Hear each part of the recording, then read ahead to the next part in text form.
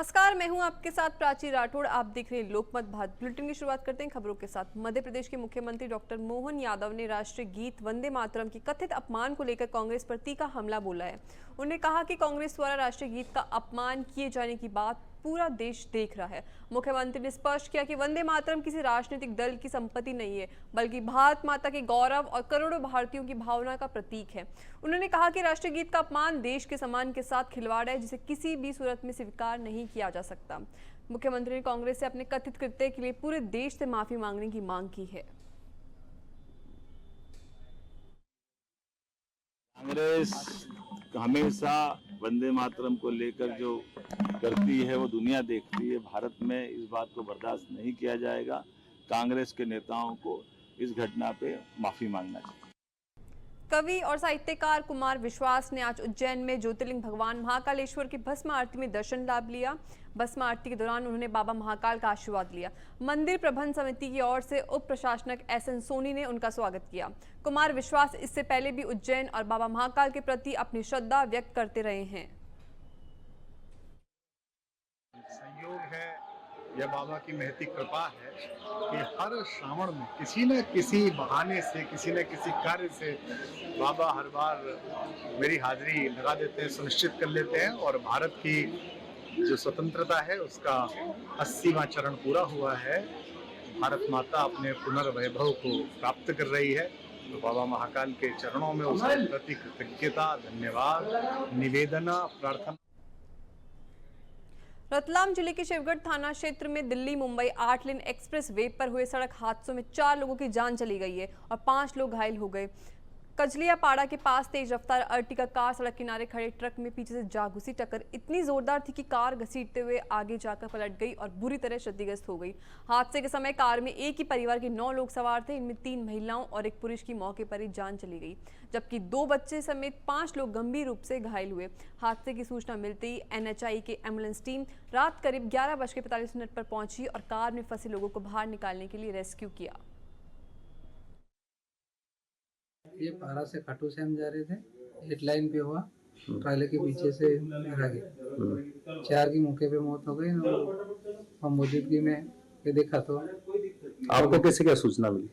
Phone लगाया, फिर phone लगाया तो आए हम वहाँ से, तो मौजूद वो स्पॉट। भाग्योदय ट्रस्ट हॉस्पिटल और डॉक्टर सर्वेश जैन के बीच चल रहे भुगतान विवाद ने नया मोड़ ले लिया। डॉक्टर जैन ने यूनाइटेड मेडिकल फोरम के बैनर तले भाग्योदय हॉस्पिटल के मुख्य द्वार के सामने भैंस की तस्वीर के सामने बीन बजाकर प्रतीकात्मक विरोध प्रदर्शन किया। उन्होंने आरोप लगाते हुए कहा कि जिस तरह भैंस के आगे बीन बजाने से कोई फर्क नहीं पड़ता, उसी तरह भाग्योदय ट्रस्ट भी उनकी मांगों और सवालों पर गंभीरता नहीं दिखा रहा है। डॉक्टर जैन ने कहा कि 37,000 रुपए की भुगतान की अपनी मांग को अब वे समाप्त कर रहे हैं, लेकिन उनका आंदोलन आगे भी जारी रहेगा। उन्होंने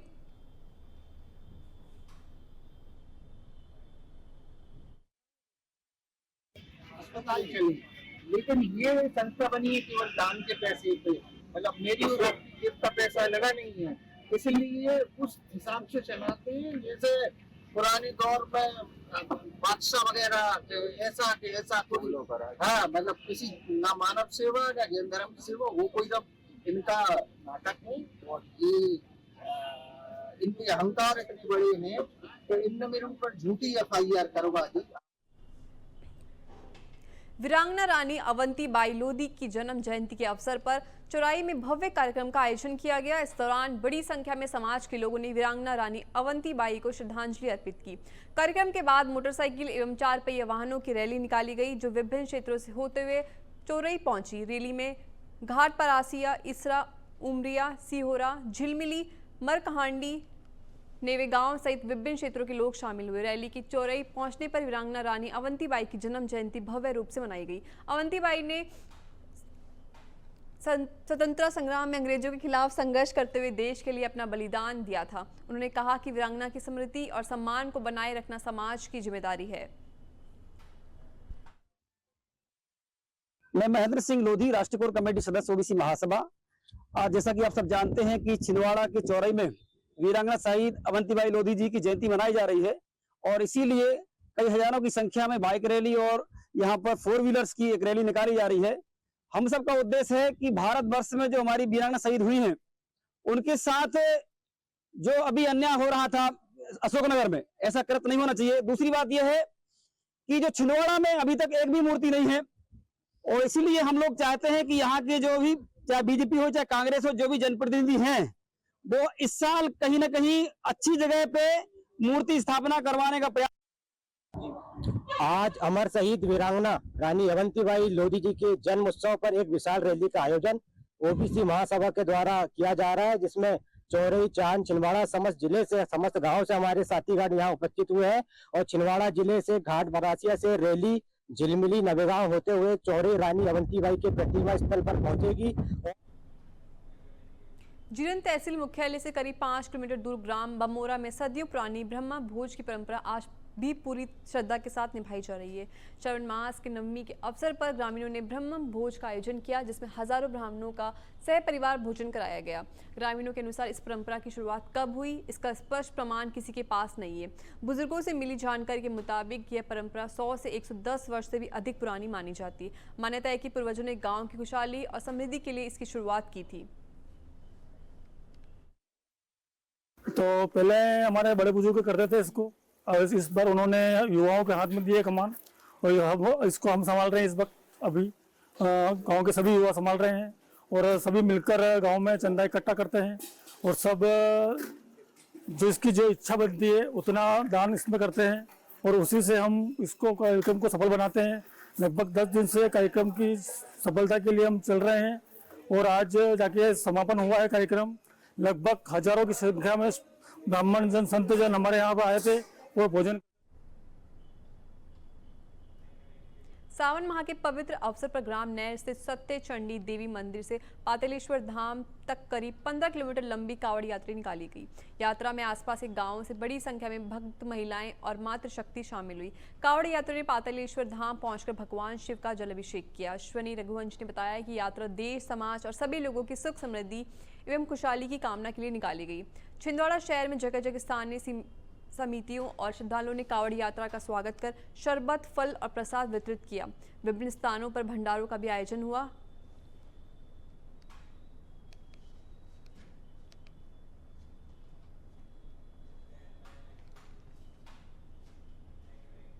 बुरहानपुर के शनवारा वाड़ी परिसर में श्री सकल पंच गुजराती मोड़ वाणिक समाज ट्रस्ट ने स्वतंत्रता दिवस समारोह आयोजित किया।